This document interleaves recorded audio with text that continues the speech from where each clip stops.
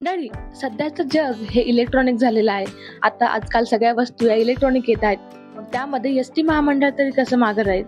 सध्याला S T महामंडळामध्ये नवीन electronic E Shivai बस दाखल झालेली आहे. ही बस छत्रपती संभाजीनगर शहरातून पैठणला जाणार आहे. सध्याला या छत्रपती संभाजीनगर शहरातील आगारातून 4 बसेस पैठणसाठी सुरू करण्यात आलेल्या आहे आणि दररोज या बसेसची सुविधा असणार आहे. तर नेमकी या बसेस विषयी काय माहिती आहे हेच आपण जाणून घेणार आहोत. नमस्कार, मी सचिन क्षीरसागर, विभाग नियंत्रक एस टी महामंडळ छत्रपती संभाजीनगर विभाग. आज आपल्याकडे पैठणसाठी आपण 4 इलेक्ट्रिक बसेस चालू करतोय. मागील वर्षी आपण पुणे मार्गावरती 5 इलेक्ट्रिक बसेस चालू केलेल्या होत्या.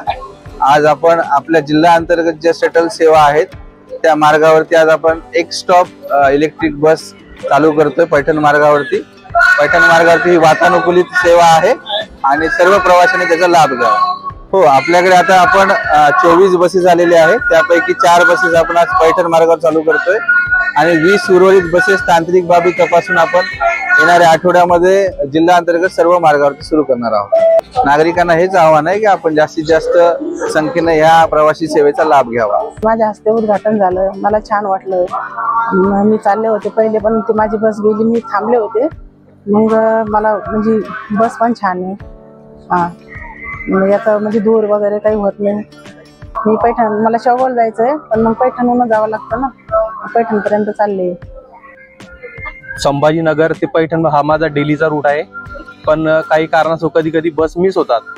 पण आज लाल परी ही नव्या रूपाने आम्हाला बघायला मिळाली, त्याचा खूप आनंद होतोय की GST आपल्या सेवेच्या माध्यमातून महाराष्ट्रातल्या जनतेला सेवा देते. ती लाल परी आज आपल्या नव्या रूपाने बघायला मिळते, त्याचा खूप खूप आनंद होतोय. मी कधीच असं बसचं उद्घाटन करताना कधी पाहिलं नव्हतं. मला खूप छान वाटलं की संभाजीनगर मध्ये ही नवीन बस चालू होते. अभिमान वाटतो मला एस टी महामंडळाचा. पैठणला जाते. एस टी महामंडळाची इलेक्ट्रॉनिक बस आहे आणि ही बस आता दररोज पैठण ते छत्रपती संभाजीनगर अशी धावणार आहे.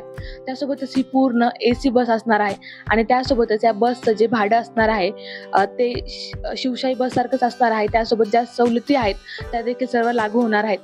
Apurva Dalnikar, news 18 local, Chhatrapati Sambhajinagar.